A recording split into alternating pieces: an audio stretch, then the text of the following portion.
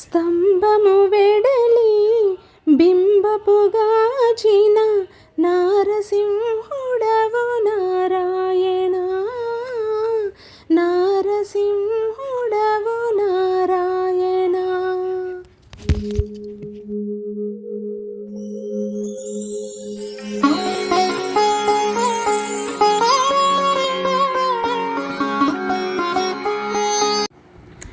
Hello, అందరికీ నమస్కారం. ఈరోజు నృసింహ జయంతి.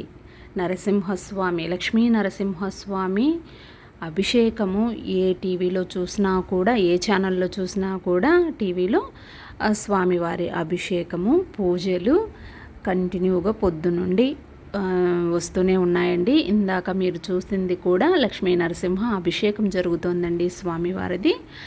ఆయనకు విశేషంగా ప్రసాదం అంటూ ఏం పెడతారంటే పానకం నివేదన చేస్తారండి.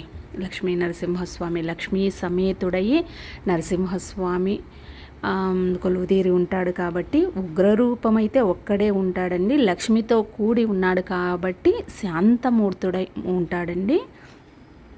కాకపోతే ఏ గుళ్ళో అయినా లక్ష్మీదేవిని తన తొడపైన కూర్చోబెట్టుకొని చక్కగా విగ్రహం కూడా మనకు చూడ్డానికి చాలా బాగా ఉంటుందండి. ఆయన పిలిస్తే పలికే దైవం అండి. కలియుగంలో తొందరగా ప్రసన్నం అయిపోతాడండి ఆయన. మరి చిన్నపిల్లలకు చదువులకు సంబంధించి ఏదైనా సరే నృసింహ కవచాన్ని మనం నేర్పించామంటే అది తరచుగా వాళ్ళు పారాయణ చేసినా కూడా, వాళ్ళు పాడుతున్నా కూడా, అంటే కవచాన్ని చదువుతున్నా కూడా చాలా చాలా విశేషంగా పనిచేస్తుందండి. స్వామివారికి పానకాన్ని తయారు చేస్తున్నానండి నేను. పానకం అంటే అందరికీ తెలిసిందే కదండి. ఒక గ్లాస్ వాటర్ తీసుకున్నాను. అందులో బెల్లము, తగినంత బెల్లము, తీయగా కావాలా కొంచెము తగ్గించి వేసుకుంటారు, మీ ఇష్టం. ఒక గ్లాసుకి సరిపడా బెల్లాన్ని నలగొట్టి మెత్తగా చేసి వేయండి. వేసి కలియబెట్టండి. అది కరుగుతున్నప్పుడే కొంచెం ఇలాచీ, 2 ఇలాచీలు నలగొట్టి అందులోనే వేసానండి. తొక్కలతో సహా వేసానండి, ఫ్లేవర్ వస్తుంది అనేసి. అలాగే 2 చిటికెళ్ళ మిరియాల పొడి, కొంచెం సొంటి నేను చూపించినంత వేయకండి, ఘాటు ఉంటుంది. సొంటి మీకు చూపించడానికి కోసమని చూపించాను. కొంచెం సొంటి పొడి, ఒక చిటికెడు, గ్లాస్కి ఎంత పడుతుందండి, ఒక చిటికెడు సరిపోతుంది. ఆ 3 వేసేసి నేను ఒక మట్టి కుండను తీసుకున్నానండి. ఈ మట్టి కుండ ఎందుకు తీసుకున్నా అంటే గ్లాసులు లాంటివి కాకుండా మట్టి కుండలు సపరేట్ తెచ్చి పెట్టుకోండి. మనం వాడినది కాకుండా వాడని జల్లి ఒకటి పెట్టుకున్నానండి. కాఫీ టీలో అయితే నేను ఇందులో వడగొట్టను, సపరేట్గా కొత్తది అలా పక్కన పెట్టేసుకున్నానండి, ఎందుకైనా మంచిదని.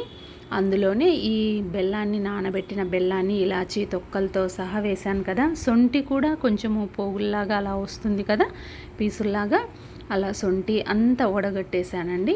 ఈ మట్టిది ఎందుకు తీసుకున్నానంటే మట్టి పాత్రలో ఏదైనా స్వామికి నివేదన చేస్తే మంచిది అని చెప్పారండి. అందువల్లే నేను అలా పెట్టాను. కానీ దీనికి మళ్ళీ ప్రత్యేకమైన విశేషం అంటూ ఏమీ ఉండదు అని నేను అనుకుంటున్నాను. మంచిది అన్నారని వాడుతున్నాను. తర్వాత తులసి దళం కోసం వెళ్తున్నానండి. మా ఇంటి ముందే వాకిట్లోనే గుమ్మంలో పూజకు ఒక మొక్క, పూజ కోసం కోసుకునే ఒక మొక్క, అంటే పూజ చేసుకునే ఒక మొక్కను కుడివైపు, పూజకు కోసుకునే మొక్కను ఒకవైపు, 2 వైపులా తులసి చెట్లను పెట్టుకున్నానండి.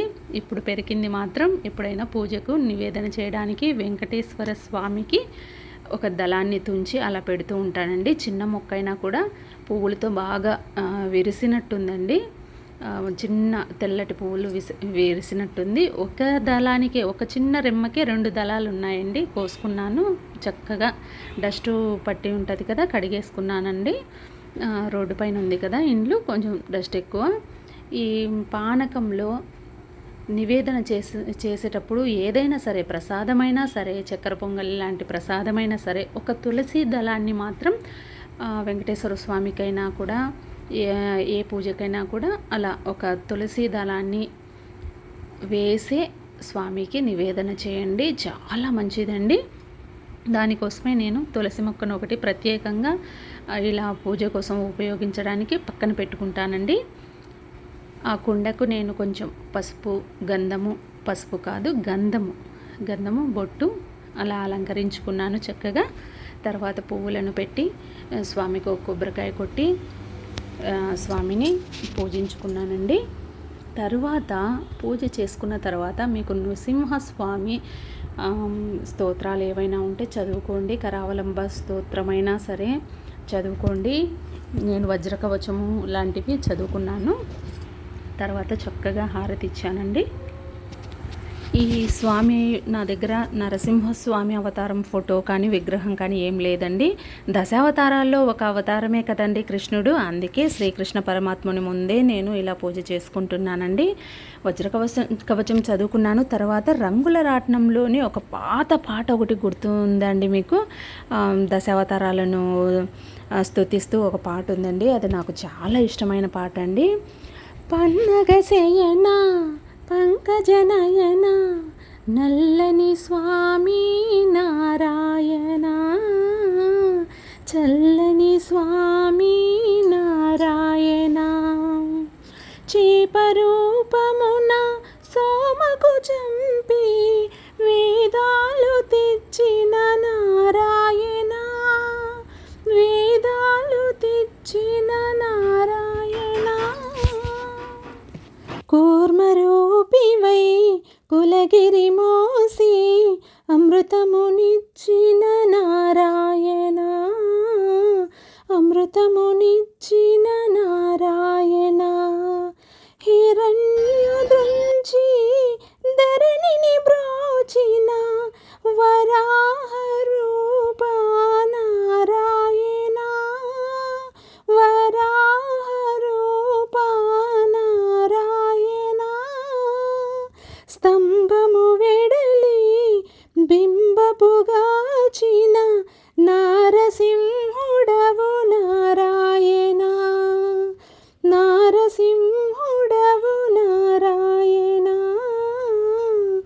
మూడడుగులతో పుడమిని గొలిచిన వామనమూర్తి నారాయణ, గుటలితో జుంపదులను చంపిన పరశురాముడవు నారాయణ, దశకంఠునితో తలబడి గెలిచిన దశరథ తనయ నారాయణ, గోపీలోల గోపాల బాల నవనీత చోర నారాయణ, నవనీత చోర నారాయణ, పన్నగ శయన పంకజనయన నల్లని స్వామి నారాయణ, చల్లని స్వామి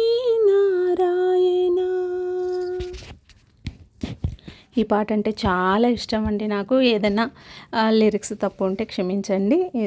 పాటలో నాకు దగ్గర తెలిసినంత వరకు ఆ పాటని నేను ఇలా పాడాను. అక్కడ హోమం కూడా జరిగిందండి. పొద్దున్నుండి హోమం జరుగుతూనే ఉంది.